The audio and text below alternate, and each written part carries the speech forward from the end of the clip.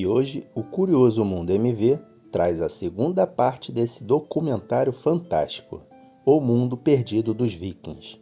Então, sem mais delongas, vamos para o vídeo. Nossos pesquisadores visitaram a cidade de Birka, importante porto comercial do Báltico, e viram como o projeto único dos barcos vikings os ajudou a saquear a Europa. Jonathan foi até as Ilhas Britânicas, onde os saqueadores transformaram-se em colonos. Essa mudança influenciou os vikings em toda a Europa. Em 865, o líder viking Ivar, o Sem Ossos, partiu com seus homens. Seu alvo era a cidade de York, capital de Nortúmbria, no nordeste da Inglaterra. Jonathan visitou a cidade para descobrir como ela era quando os vikings estavam se aproximando. Em 866, uma frota de barcos vikings foi avistada no rio Usse.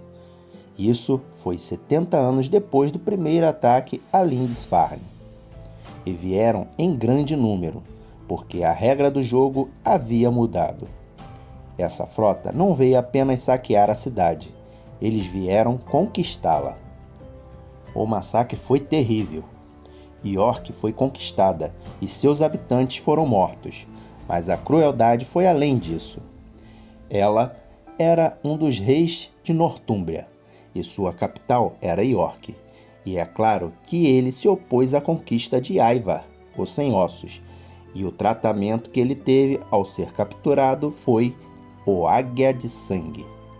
Isso significava que os vikings abriram seu tórax, tiraram seus órgãos e depois expuseram as costelas como as asas sangrentas de uma águia.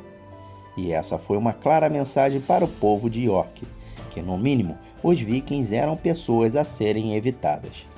Ivar mudou o nome da cidade para Jorvik, situada no ponto de encontro de dois rios e com acesso às rotas comerciais europeias, pois York era importante para os vikings. Eles deixaram marcas aqui. Jonathan explorou a herança viking que ainda existe na cidade moderna.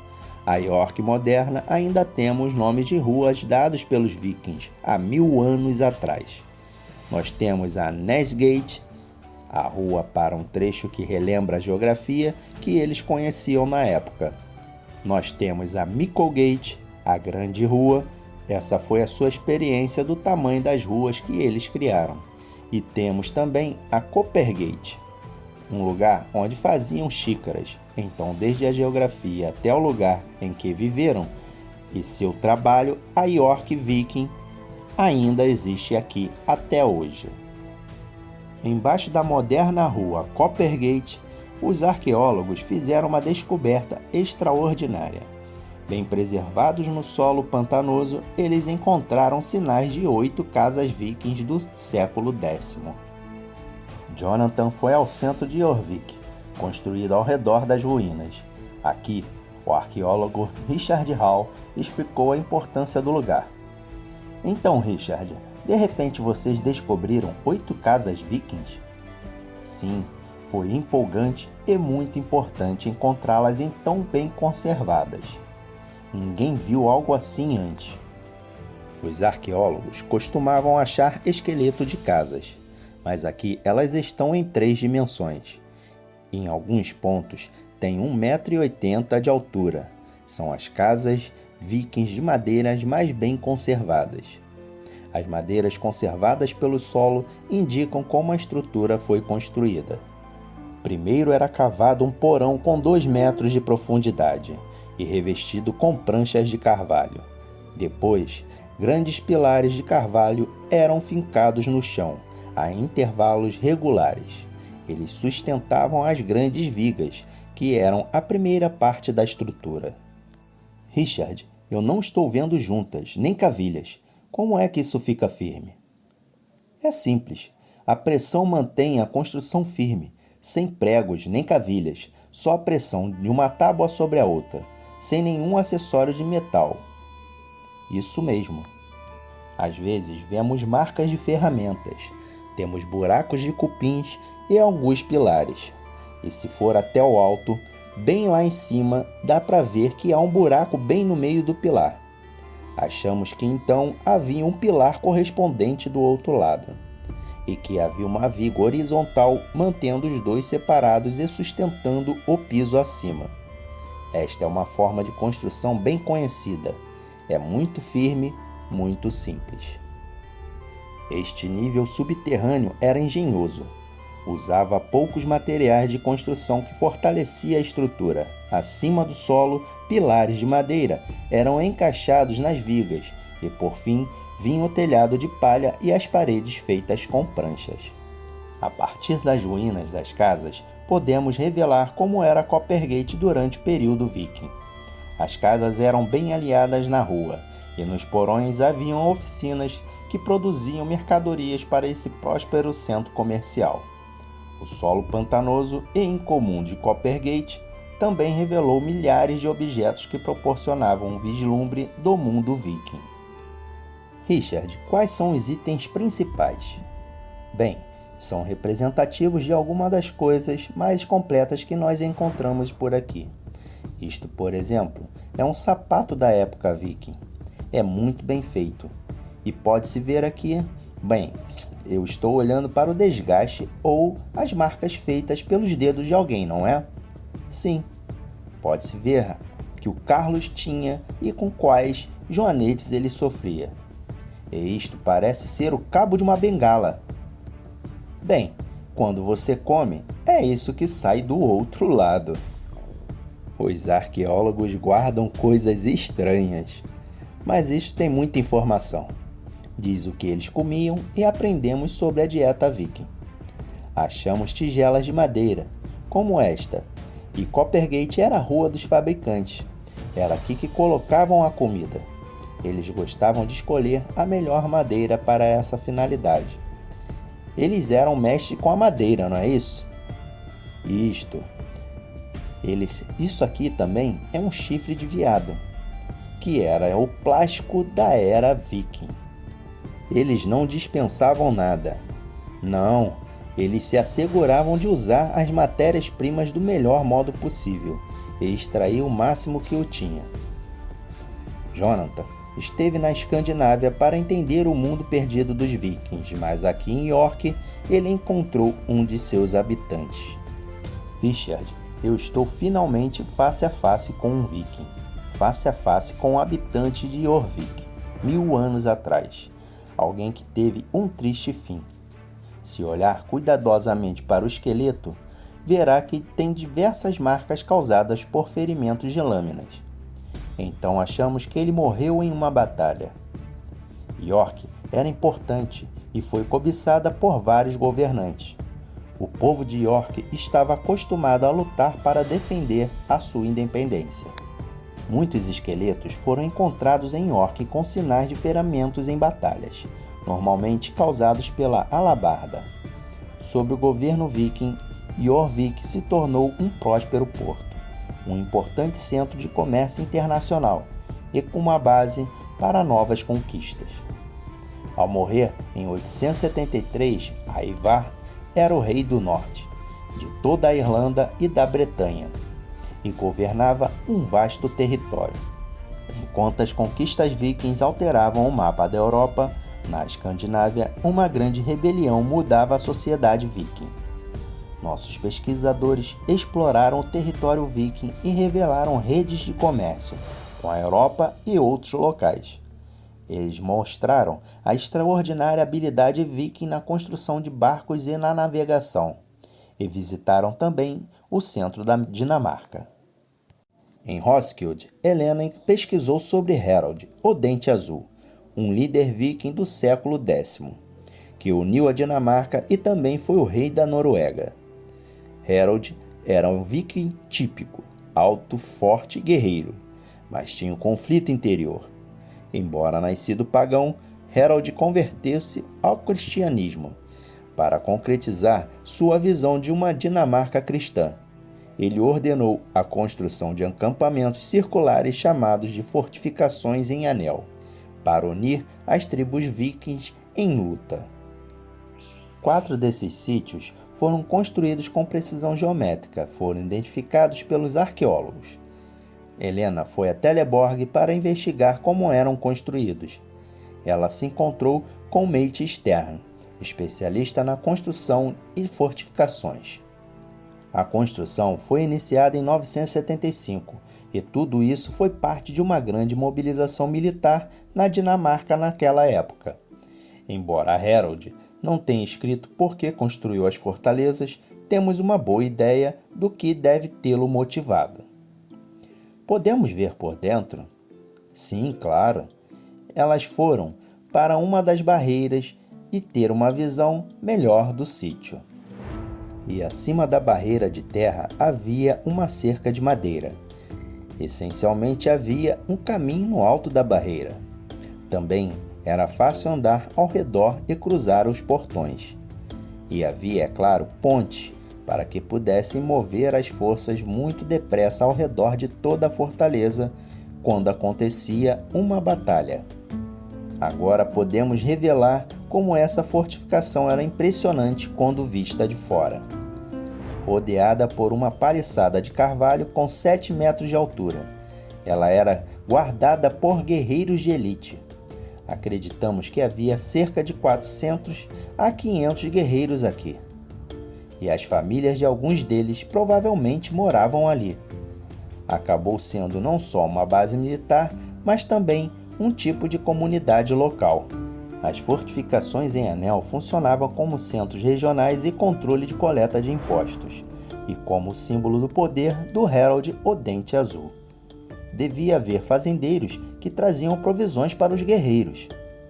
Sim, a ideia é que o rei e seus homens iam de uma fortaleza para outra, e quando acabavam os víveres, eles seguiam para a próxima. Então, o rei estava literalmente viajando pelo país e consumindo os impostos. Praticamente comendo os impostos. Sim, é isso mesmo. A construção dessas fortalezas consumiu muitos recursos. A construção de Teleborg exigiu o trabalho de centenas de homens durante 6 anos e usou mais de 9.000 carvalhos. Foi necessário muito trabalho realmente. Devem ter sido uns 1.000 homens trabalhando aqui pelo menos. O muro da fortaleza era um anel de terra com 135 metros de diâmetro, 17 metros de espessura e 7 metros de altura, rodeado por um fosso de 4 metros com estacas afiadas. Em cima disso, havia uma paliçada e um caminho. 4 portões permitiam a entrada para o centro do forte, criando um símbolo arquitetônico da cristandade, uma cruz gigantesca. Só havia uma pessoa que poderia ver isso, e na verdade era Deus no céu. Em Pirkat tinha outra fortificação em Anel. Jonathan investigou como era a vida nessas estruturas enormes. Estou em Pirkat, que é um forte que é idêntico a Teleborg. Nós temos a mesma barreira circular de terra, com entradas ao norte, sul, leste e oeste. Parece que foi feita com um grande cortador de biscoito sobre essa paisagem. Jonathan investigou o que essas estruturas e os objetos encontrados nelas revelam sobre o mundo perdido de Harold, o Dente Azul. Jonathan foi acompanhado pela especialista Elsie Rosedal. Você deve ter descoberto como os objetos, a dimensão humana e como essas construções eram usadas. Essa uniformidade de planos sugere que o uso era puramente militar em todas elas. Mas pela distribuição dos objetos encontrados, você pode ver que mesmo as casas estivessem todas o mesmo layout, tinham funções diferentes. Estas foram estruturas estranhas que surgiram em uma situação política muito específica. Elas foram construídas e não há nada igual em lugar nenhum. Já procuramos em todo o mundo. Com as descobertas em Pirkat, os arqueólogos reconstruíram a aparência das construções que existiam aqui. Com 30 metros de comprimento por 8 de largura e sustentados por mais de 50 estacas inclinadas. As construções eram o foco da vida. E ao construir uma casa em Pirkat, os arqueólogos viram que a construção exigia tanto esforço e conhecimento quanto a construção dos barcos vikings. Mas ainda existem dúvidas sobre o seu projeto singular. Eu estou perplexo no limiar deste mundo viking. A sensação dominante por aqui é da madeira. Ela o rodeia e é quase como uma tenda de madeira. Tudo que se vê é madeira ou escuridão. Tudo isto é carvalho sólido. Todas as estacas estão fincadas no solo. Eles eram mestres em tudo em que se usava madeira, como sabemos pelos barcos. E por que a parede é curva? Bem, houve muitas sugestões e uma delas, a ideia do barco, não é muito provável, mas pode ter sido para que houvesse mais espaços ao redor do fogo. No interior, Jonathan sentiu como era a vida nessas grandes salas. Eu não sei se sou eu, mas eu sinto vontade de ficar o mais perto possível do fogo. E isso reflete o uso da casa no passado? Coisas importantes aconteciam nessas grandes salas, como, por exemplo, a apresentação de poesia. Também havia todo tipo de acrobacia e coisas assim. Reconstruindo o plano da fortaleza, como era no reinado de Harold o Dente Azul, vemos Pirkat como uma estrutura monumental, projetada para a guerra, mas que também era o foco da comunidade e da sociedade viking durante as épocas de paz. Porém, as fortalezas não sobreviveram ao homem que ordenou sua construção. Vikings pagãos rebeldes, liderados por seu filho, insurgiram-se contra Harold e sitiaram as fortalezas sagradas. Houve uma revolta liderada por seu filho, o Ven, o Barba Fendida, e ele foi morto.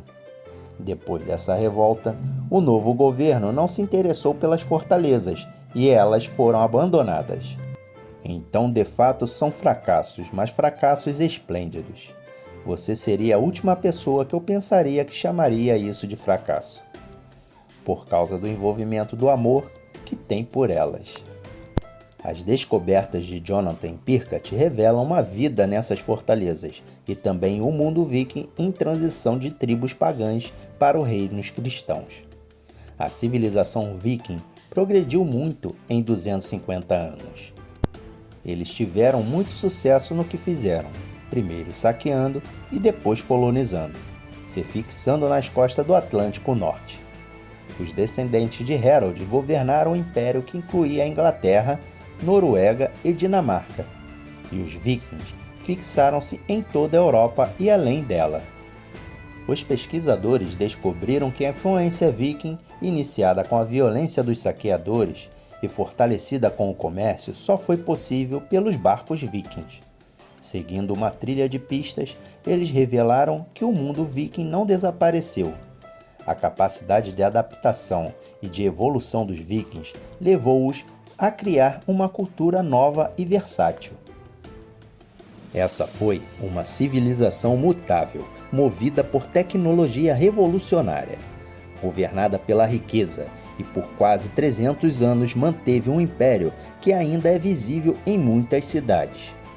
Este era o mundo perdido dos vikings. Então, pessoal, gostaram do documentário? De saber mais sobre os vikings? Se gostou, se inscreva no canal e, se já é inscrito, verifique a sua inscrição. Compartilhe em suas redes sociais, ative o sininho e ajude este canal a crescer cada vez mais. Obrigado por assistir os nossos vídeos e até o próximo vídeo.